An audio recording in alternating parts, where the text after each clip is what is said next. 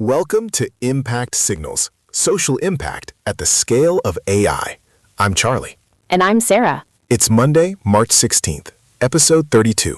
And today we're tracking how institutions are building the governance rails that humanitarian AI actually needs before deployment outruns accountability. We start in India, where a policy move that may look like bureaucratic paper pushing is actually one of the most practically significant governance launches in global health AI this year.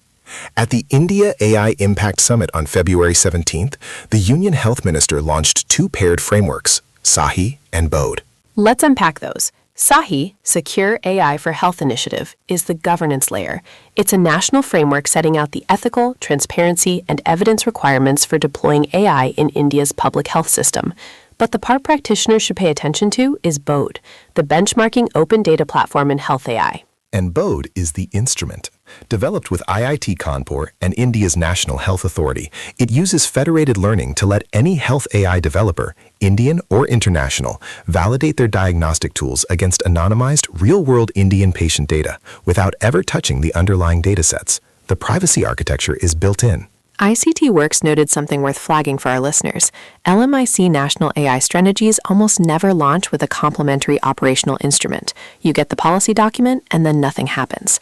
SAHI and BODE are designed as a pair, the governance compass and the validation engine, simultaneously. This is launched under the Ayushman Bharat Digital Mission, and it arrived the same week the summit drew $67.5 billion in AI infrastructure commitments from major cloud providers, Google pledging $15 billion over 5 years for a Visakhapatnam hub, Microsoft $17.5 billion, and major cloud and commerce investment through 2030. For practitioners building or evaluating health AI tools for LMICs, BODE is now a live benchmark infrastructure. That changes the calculus for what it means to validate a diagnostic tool before deploying it in a resource-constrained setting. Second story today, and this one bridges preparedness and recovery in a way the sector has been trying to figure out for years. GiveDirectly and Google are running what may become the sector's most consequential randomized controlled trial in anticipatory action. Here's the setup. Google's Flood Hub platform, which already covers riverine flood forecasting for over 2 billion people in 150 countries, has a publicly accessible flood forecasting API. GiveDirectly has wired that API into a payment trigger. When the AI model forecasts that more than half of a village in northern Bangladesh is at risk of flooding, cash transfers go out to families before the water arrives. In 2026, GiveDirectly is running this as a structured RCT covering more than 100,000 families in Gaibandha and surrounding districts. 4 groups: cash before floods, cash after floods, warnings only, and no intervention, funded in part by Google.org. The goal is to generate the most rigorous head-to-head evidence base we've ever had on anticipatory versus reactive cash transfer. They've already run this in 2 prior contexts. A Nigeria pilot in Kogi State in August 2024 reached 4,463 people with pre-flood cash. Families reported using it to protect livestock, reinforce structures, buy essentials before displacement forced those decisions away from them. The agency component is the key finding from early pilots. What makes this technically replicable is that Google's Flood API is publicly accessible. Any organization with the technical capacity to build a payment workflow can, in principle, connect it to the same forecast data. This isn't a proprietary black box. It's open forecasting infrastructure with a proven trigger mechanism. The RCT results, expected in late 2026, will be the evidence standard the sector has been waiting on.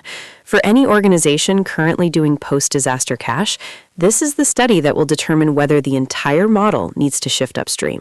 Third story, a partnership announced March 12th that's worth tracking for what it signals about how crisis analysis operations are starting to change. Cloudera announced a collaboration with Mercy Corps to deploy Agentic AI workflow architecture for Mercy Corps' global crisis analysis teams. These are the teams that synthesize intelligence on conflict dynamics, food insecurity, displacement trends, economic shocks, across multiple operating contexts simultaneously. The system continuously processes fragmented data, news outlets, websites, humanitarian information platforms. It layers in multilingual support and conversational refinement, so analysts can probe and refine outputs rather than accepting static summaries. The design principle Cloudera stated explicitly, rather than attempting to automate judgment, the solution was designed to accelerate it.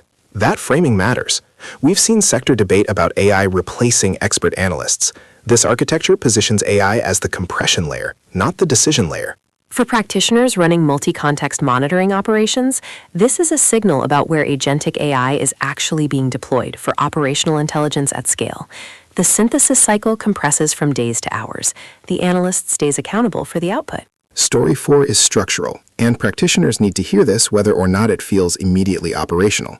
We have two converging datasets that define the sector's most critical vulnerability right now. First, the Humanitarian Leadership Academy ran a pulse survey following their study of 2,539 humanitarian workers across 144 countries. The headline finding? 93% of humanitarian workers use AI tools. Only 8% work in organizations with fully integrated AI strategies. That gap, 93 to 8, is where the risk lives. It manifests in 5 failure modes: an implementation gap between individual adoption and organizational capability, a skills paradox where AI competence is building but isn't being institutionalized, fragmented training despite 73% of workers identifying it as a priority, a governance vacuum with no accountability structures, and tool dependency on commercial platforms built for other sectors. And then the second dataset, an archive preprint published this morning, presented at the International Association for Safe and Ethical AI conference, titled The Coordination Gap in Frontier AI Safety Policies. The central argument is that global AI governance has been almost entirely focused on prevention, internal deployment gates, capability evaluations, and almost entirely absent on coordinated response. The paper argues for what they call coordination primitives: cross-institutional early warning systems, predefined response procedures, shared escalation networks, and practically, a public registry requiring AI developers, cloud providers, and government agencies to file standardized response plans, so when something goes wrong with the deployed system, the sector isn't improvising from scratch. For humanitarian organizations, the EU AI Act's high-risk category enforcement deadline is now 5 months out. Organizations that have been deploying without governance frameworks are going to face both legal and operational exposure. The 8% figure is the benchmark to beat. Fifth story today addresses the recovery gap we track on this show. A World Bank feature published today on ReliefWeb documents Yemen's Integrated Urban Services Emergency Project, YUISEP, which ran from 2017 through 2020 and is continuing into a second phase. The need context first. 19.5 million Yemenis require humanitarian aid, including 15 million women and children. 2/3 of the population lacks access to safe water and sanitation. The conflict has destroyed urban infrastructure across multiple cities. YUISEP's first phase deployed $150 million to restore urban services. The verified outcomes: 3 million beneficiaries regained access to basic urban services, 1.5 million person days of work generated, 240 kilometers of roads restored, 1.2 million people gained access to water, sanitation, and hygiene services. The design principle that drove those numbers is worth naming: a deliberately balanced regional approach, ensuring equitable distribution across Yemen's politically and geographically diverse regions. In a context where conflict lines shape who gets services, the decision to resist political geography in service delivery is itself a governance choice. For recovery practitioners working in active conflict environments, YUISEP is a documented evidence base for what urban recovery infrastructure looks like when you run it with equity as a design constraint, not an afterthought.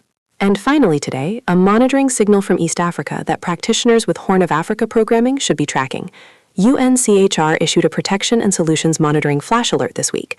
Severe drought in Wajid district, southwest state of Somalia, has triggered displacement of over 4,500 civilians. Displacement is ongoing. The Somalia context you need for this: 6.5 million people are already food insecure in the country. 180,000 or more were displaced from prior crises. The humanitarian response plan for Somalia is funded at only 13.4% of what it needs. Drought-triggered displacement from southwest state is one of the early indicators that precedes broader food security crises in the Horn. For organizations with regional operations, the Wajid displacement is a trigger to review Q2 pre-positioning plans, not just respond to what's already happened. Before we close, your events calendar for the next